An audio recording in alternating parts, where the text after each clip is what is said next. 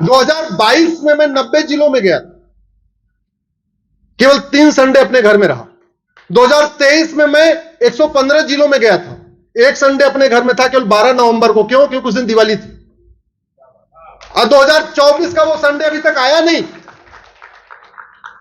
2024 का वो संडे अभी तक नहीं आया कि मैं अपने घर में अपने बच्चों के साथ रहूं। क्यों? क्योंकि मैं चाहता हूं हमारे आने वाली पीढ़ियों का वो हाल ना हो जो आडवाणी जी का हुआ, जो जेठमलानी जी का हुआ, जो गुजराल साहब का हुआ, जो मनमोहन सिंह जी का हुआ, जो पृथ्वीराज कपूर का हुआ, या जो बाकी मिल्खा सिंह का हुआ। हम नहीं चाहते वो। लेकिन केवल हमारे चाहने से नहीं होगी। जब सारे सचेतन लोग सारे अचेतन लोगों को समझाना शुरू करेंगे, जाति से उठ के, भाषा से उठ के, क्षेत्र से उठ के, तब इसका समाधान निकलेगा।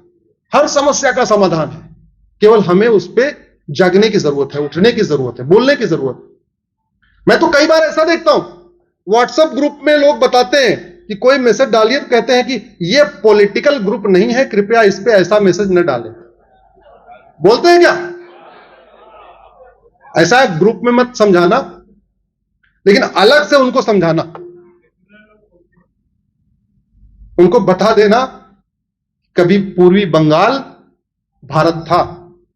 उनको यह बता देना दुर्योधन का ननिहाल गंधार, जहां 1805 में प्रधानमंत्री थे पंडित नंदराम टिक्कू, वो भी भारत का हिस्सा था, जहां से माता गांधारी आई थी। जहां दुनिया का सबसे प्रसिद्ध शिव मंदिर था, आज की डेट में उसको अफगानिस्तान कहते हैं, उस शिव मंदिर की एक ईंट नहीं बची है। जो ऐसी बातें करते हैं उनको अलग से समझाना, ग्रुप में नहीं तो ग्रुप में इंसल्ट उनको फील होगी। अलग से फोन करके बताना, जहां से माता कैकेयी आई थी उस राज्य का नाम था कैकेय। उस कैकेय में भगवान विष्णु का बहुत भव्य मंदिर था, कैकेय नरेश ने बनवाया था। आज की डेट में उसको पाकिस्तान कहते हैं और उस विष्णु मंदिर का एक ईंट नहीं बचा हुआ है।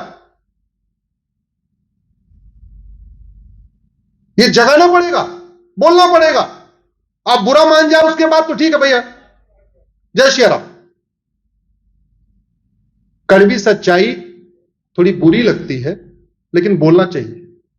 मीठे झूठ ने हमें बर्बाद कर दिया, और अभी भी अगर हम मीठा झूठ ढोते रहेंगे, आने वाली हमारी पीढ़ियां बर्बाद हो जाएंगी। इसलिए सबको जगाने की जरूरत है। अगर हम चाहते हैं कि भारत में एक समान शिक्षा लागू हो, वन नेशन वन सिलेबस हो, वन नेशन वन करिकुलम हो, आर्टिकल 21 को बदलना पड़ेगा। आर्टिकल 21 फंडामेंटल राइट है, उसके लिए 2/3 बहुमत चाहिए। उसके लिए क्या करना पड़ेगा? पहले मतदान करना पड़ेगा, फिर हम चाहते हैं भारत में फटाफट लोगों को दंड मिले। दंड के लिए क्या होगा? One nation one police code लागू करना पड़ेगा, one nation one evidence code लागू करना पड़ेगा, one nation one judicial code लागू करना पड़ेगा, संविधान में संशोधन करना पड़ेगा। 2/3 लोकसभा में चाहिए, 2/3 राज्यसभा में चाहिए। उसके लिए क्या करना पड़ेगा? अब की बार हम चाहते हैं अगर संविधान के चित्रों को वापस बहाल किया जाए, फिर क्या करना पड़ेगा? अब की बार हम चाहते हैं प्रियम्बल को ओरिजिनल रिस्टोर किया जाए, तो पहले मतदान करना पड़ेगा, फिर जलपान करना पड़ेगा, और कम से कम 100 लोगों को जगाना पड़ेगा, तब जाके वो टारगेट पूरा हो पाएगा। हम चाहते हैं कि जैसे दुनिया में सभी देशों का एक एक नाम है, भारत का भी एक नाम हो, भारत या हिंदुस्तान। इंडिया तो नहीं होना चाहिए, नहीं होना चाहिए। उसके लिए आर्टिकल 1 को बदलना पड़ेगा। आर्टिकल 1 को बदलने के लिए 2/3 बहुमत चाहिए। हम चाहते हैं कि अगर झूठ बोलना गंभीर अपराध हो जाए। हमारे देश में हमारे समाज को जो बांटते हैं, कौन बांटते हैं? पॉलिटिशियन। और सच बोल के तो बांट नहीं सकते, क्योंकि बांटने के लिए सच का उपयोग नहीं कर सकते, तो बांटने के लिए क्या करते हैं? और वो क्यों करते हैं? किसी झूठ बोलने वाले पॉलिटिशियन को सजा हुई क्या? क्योंकि भारत में झूठ बोलना पाप है, लेकिन झूठ बोलना अपराध नहीं। और पाप पुण्य मानते ही नहीं, तो सुबह से लेकर शाम तक प्रेस कॉन्फ्रेंस में भी झूठ, रैली में भी झूठ, यहां भी झूठ, वहां भी झूठ। मतलब सबसे क्लासिकल झूठ का एग्जांपल आपको लेटेस्ट बताता हूं। हमारे दिल्ली के मुख्यमंत्री जेल में गए, और जब जेल में थे, उनकी एक मंत्री आके प्रेस कॉन्फ्रेंस कर रही हैं और कह रही हैं कि मुख्यमंत्री जी को जान का खतरा है, जेल के अधिकारी उनको जहर दे सकते हैं। और जानते हैं वो जेल मुख्यमंत्री जी के अंडर में है। लेकिन आम जनता को कहां इतना ध्यान देगी कि तिहाड़ किसके अंडर में है, सेंटर के अंडर में है कि स्टेट के अंडर में है। सबको सोच रहे होंगे भाई भारत की सबसे बड़ी जेल तिहाड़ है, तो क्या पता सेंटर के अंडर में हो। वो तिहाड़ दिल्ली के अंडर में है, सरकार के अंडर में है, केजरीवाल जी के अंडर में है। और केजरीवाल जी की मुख्यमंत्री कह रहे हैं केजरीवाल जी को तिहाड़ में जेल जहर दिया जा सकता है। इसका मतलब तो खुद ही दिलवाने वाले होते। ऐसा झूठ, सफेद झूठ। जानते क्यों बोलते हैं? क्योंकि झूठ बोलना पाप तो है। झूठ बोलना एक कानून बन जाए, झूठी शिकायत गंभीर अपराध है, मुकदमे कम हो जाएंगे कि नहीं? झूठा एफआईआर गंभीर अपराध है, मुकदमे कम होंगे कि नहीं? झूठी गवाही गंभीर अपराध है, मुकदमे कम होंगे कि नहीं? झूठा एफिडेविट गंभीर अपराध है, मुकदमे कम होंगे कि नहीं? झूठी जांच करना पुलिस के द्वारा, जो पुलिस वाला झूठी चार्जशीट फाइल करने का, वो भी गंभीर अपराध है। पुलिस ठीक से काम करेगी कि नहीं? झूठा फैसला देना गंभीर अपराध है, जज ठीक से काम करेंगे कि नहीं? जिस दिन झूठ के खिलाफ हमने कठोर कानून बनाया, भारत अपने आप में कलयुग से सतयुग की तरफ आना शुरू हो जाए। लेकिन उसके लिए आर्टिकल 19 को बदलना पड़ेगा। समस्या वही है, बदलाव करना पड़ेगा। आर्टिकल 19 में फ्रीडम ऑफ स्पीच दिया हुआ है, बोलने की आजादी दिया हुआ है, लेकिन उसमें कोई लिमिट नहीं लगाई। तो एक लिमिट लगाना पड़ेगा कि भैया सच बोलने की आजादी है, झूठ बोलने की नहीं। आर्टिकल 19 में फ्रीडम ऑफ एसोसिएशन है कि आप संगठन बना सकते हो, लेकिन संविधान निर्माताओं ने कभी नहीं सोचा था कि पीएफआई जैसा संगठन बन जाएगा। अब पीएफआई जैसे संगठन के ऊपर 5-5 साल का बैन लगता है। कभी आपने सुना किसी संगठन के ऊपर लाइफ बैन लगाओ ना? आर्टिकल 19 लगाने नहीं देता। हम चाहते हैं अलगाववादी संगठन, जो देश विरोधी संगठन के ऊपर लाइफ बैन हो, संगठन बनाने वालों को, संगठन पे भी बैन हो, संगठन बनाने वालों पे भी लाइफ बैन हो। आर्टिकल 19 को, जो फ्रीडम ऑफ एसोसिएशन है, उसमें एक टर्म्स कंडीशन डालना पड़ेगा। हम चाहते हैं कि झूठ पकड़ने के लिए नार्को पॉलीग्राफ ब्रेन मैपिंग कानून बने। भारत ने कितना विकास कर लिया, अग्नि, ब्रह्मोस, राफेल, पनडुब्बी, परमाणु बम सब बना लिया। एआई यूज कर रहे हैं, आर्टिफिशियल इंटेलिजेंस यूज कर रहे हैं, लेकिन झूठ पकड़ने वाला हमने अभी तक मशीन नहीं लागू हर जिले में रखी। झूठ पकड़ने के लिए लैब नहीं बनाई। क्यों? आर्टिकल 20 मना कर रहा है।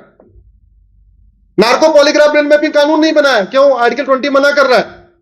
आर्टिकल 20 फंडामेंटल राइट है। तो झूठ को गंभीर अपराध घोषित करने, झूठ पकड़ने के लिए हर जिले में एक नार्को पॉलीग्राफ ब्रेन मैपिंग कानून लैब बनाने और एक कानून बनाने के लिए आर्टिकल 19 आर्टिकल 20 को बदलना पड़ेगा। दोनों फंडामेंटल राइट है।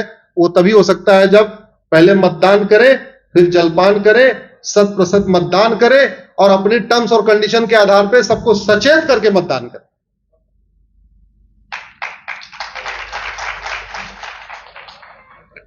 भारत में धर्मांतरण हो रहा है एक शब्द के कारण। आर्टिकल 25 में प्रोपोगेट आया हुआ, उस आर्टिकल 25 से प्रोपोगेट निकाल दिया जाए, धर्मांतरण बंद हो जाएगा। जैसे कश्मीर से 370 खत्म हुई आतंकवाद, ऐसे ही आर्टिकल 25 से प्रोपोगेट निकाला, धर्मांतरण। लेकिन आर्टिकल 370 निकालने के लिए 2/3 नहीं चाहिए था। क्यों? क्योंकि आर्टिकल 370 केवल कश्मीर पे लागू होता था, लेकिन आर्टिकल 25 पूरे देश में लागू होता है, इसलिए 2/3 चाहिए। ये तो पूरा तुष्टीकरण का खेल चल रहा है। Minority commission, minority affair ministry. संविधान निर्माताओं ने कभी सोचा ही नहीं था कि आने वाले टाइम में भारत में माइनॉरिटी कमीशन बनेगा, माइनॉरिटी अफेयर मिनिस्ट्री बन जाएगी। उन्होंने ये कहा था भैया ठीक है, जो भारत में माइनॉरिटी है इसको अपना स्कूल खोलने का अधिकार होगा, लेकिन वो कौन सी माइनॉरिटी पता है? अरे जो 0.1% हो। यूएन की डिफिनीशन है माइनॉरिटी, एनी ग्रुप और community which is socially, economically, politically non dominant and inferior in population, जिसकी संख्या नगण्य हो, कुछ 100 में हो, 500 हो, 1000 हो, 1500 हो, 2000, लाख और करोड़ वाली संख्या माइनॉरिटी नहीं होती। और दूसरा, उस कम्युनिटी को माइनॉरिटी तो बना ही नहीं सकते जो रूलिंग कम्युनिटी हो। जिस कम्युनिटी ने भारत के ऊपर राज किया हो, उस कम्युनिटी के लोगों को माइनॉरिटी, इसका मतलब मुगल वाली कम्युनिटी और अंग्रेज वाली कम्युनिटी को तो माइनॉरिटी का दर्जा मिल ही नहीं सकता। यह यूएन की डिफिनेशन। हुआ क्या, आर्टिकल 30 में संविधान लिखा तो है, लेकिन माइनॉरिटी को डिफाइन नहीं किया गया। माइनॉरिटी को डिफाइन करने के लिए आर्टिकल 30 में संशोधन करना पड़ेगा। आर्टिकल 30 फंडामेंटल राइट है, उसके लिए क्या करना पड़ेगा आपकी बात। भारत में इतने कंफ्यूज हो गए कि हम धर्म और पंथ के अंतर को भूल गए। मैंने अभी प्रशांत जी एक लेटेस्ट पीएल फाइल किया कि सबसे पहले भारत के लोगों को धर्म और रिलीजन के बीच का अंतर बताइए। धर्म क्या है, रिलीजन क्या है, लोगों को पता हो, इसको प्राइमरी के सिलेबस में डालिए। धर्मनिरपेक्ष शब्द को डिक्शनरी से हटाइए। धर्मनिरपेक्ष शब्द को स्कूलों में जहां पे पढ़ाया जाता वहां से हटाइए, क्योंकि धर्म जोड़ता है और रिलीजन तोड़ता है। धर्म यूनाइट करता है और रिलीजन डिवाइड करता है। भारत धर्म निरपेक्ष नहीं है, भारत पंथ निरपेक्ष तो है, लेकिन धर्म निरपेक्ष। तो आर्टिकल 25 में जहां फ्रीडम ऑफ रिलीजन लिखा हुआ है, वहां पे धर्म और रिलीजन को डिफाइन करना पड़ेगा, इसलिए भी आर्टिकल 25 को बदलाव करना पड़ेगा। और आर्टिकल 25 फंडामेंटल राइट है, इसलिए इसमें क्या करना पड़ेगा। अब आर्टिकल 51A फंडामेंटल ड्यूटी है, उसमें लिखा हुआ है क्या क्या करना। भारत का सम्मान करना, भारत की परंपरा का सम्मान करना, माताओं बहनों का सम्मान करना, वैज्ञानिक सोच विकसित करना, सब लिखा हुआ है। लेकिन नहीं माने तो कुछ नहीं। ऐसे नहीं चलता। भगवान श्री राम ने बोला है, भय बिन होय न प्रीत। बिना दंड के भय के आदमी इंसान ठीक से नहीं चलता। बिना दंड के भय से लोग हेलमेट नहीं लगाते, बिना दंड के भय से लोग सीट बेल्ट नहीं पहनते, तो बिना दंड के भय से फंडामेंटल ड्यूटी कैसे फॉलो करेंगे। तो हम चाहते हैं कि लोग अपना अपना नैतिक कर्तव्य ईमानदारी से फॉलो करें, उसके लिए 51 को बदलना पड़ेगा। मैंने लेट एक पीआईएल फाइल किया आपके विषय संबंधित। मैंने कोर्ट में कहा कि पहली बात तो वोटिंग को मैंडेटरी किया जाए, और दूसरा ऑनलाइन वोटिंग की सुविधा दिया जाए। भाई अगर हमारा बैंक अकाउंट कलकत्ता में है और दिल्ली में बैठे बैठे हम पैसा निकाल सकते हैं, तो दिल्ली में बैठे बैठे वोट क्यों नहीं कर सकते। सबसे खतरे वाला काम तो क्या है, पैसा का ट्रांजैक्शन। पैसे का ट्रांजैक्शन ऑनलाइन हो सकता है, वोटिंग ऑनलाइन क्यों नहीं हो सकती। इसका पूरा मैकेनिज्म हो सकता है। दुनिया के 58 देशों में 1 नेशन 1 इलेक्शन होता है। 48 देशों में, 48 कंट्रीज में, वहां ऑनलाइन वोटिंग होती है, ऑफलाइन भी होती है। ये व्यवस्था होनी चाहिए। हालांकि कोर्ट ने बोला ये हमारा काम नहीं है, ये सरकार का काम है। मैंने कहा हमें भी पता था आपका काम नहीं। हम तो इस विषय को थोड़ा समाज में जागृति के लिए ले आए थे, तो बोले आपकी पिटीशन बहुत अच्छी है, इसको हम सरकार को दे देते हैं कि इसको पढ़ें, स्टडी करें। तो सरकार को दे दिया गया। उसके बाद कमेटी बनी, कमीशन बना, रामनाथ कोविंद जी ने उस पर अपना काम कर दिया। हमारा काम तो केवल इतना था, जो विषय मरा हुआ था उसको थोड़ा सा जिंदा करना। सब कुछ हो सकता है। पहली बात, डर के आगे मौसम बढ़िया है, अनुकूल है। वो जमाना गया, बिल्कुल डरने की जरूरत नहीं। डंके की चोट पे वोट करिए, सबको बोल के वोट करिए, सबको समझा के वोट करिए। एक भारत श्रेष्ठ भारत बनाने के लिए वोट करिए, भारत में राम राज्य स्थापित करने के लिए वोट करिए, भारत में सनातन को फिर से मजबूत करने के लिए वोट करिए, भारत को विश्व गुरु वोट बनाने के लिए वोट करिए। और अभी नहीं होगा तो कभी नहीं होगा, इसलिए यह मौका हाथ से जाने मत दीजिएगा। मैं आप लोगों से हाथ जोड़ के निवेदन करता हूं, सबको जगाइए, पास पड़ोस को जगाइए, जैसे जगा सकते हैं जगाइए, फोन करके जगाइए, व्हाट्सएप करके जगाइए, एसएमएस करके जगाइए, फेसबुक के जरिए जगाइए, ट्विटर के जरिए, जैसे जगा सकते जगाइए, लेकिन जगाइए जरूर। केवल खुद वोट मत करिए, बल्कि आस पड़ोस को लोगों को वोट जरूर करवाइए। आप लोगों ने इतनी देर सुना, बहुत बहुत धन्यवाद, बहुत बहुत आभार। भारत माता की, भारत माता की।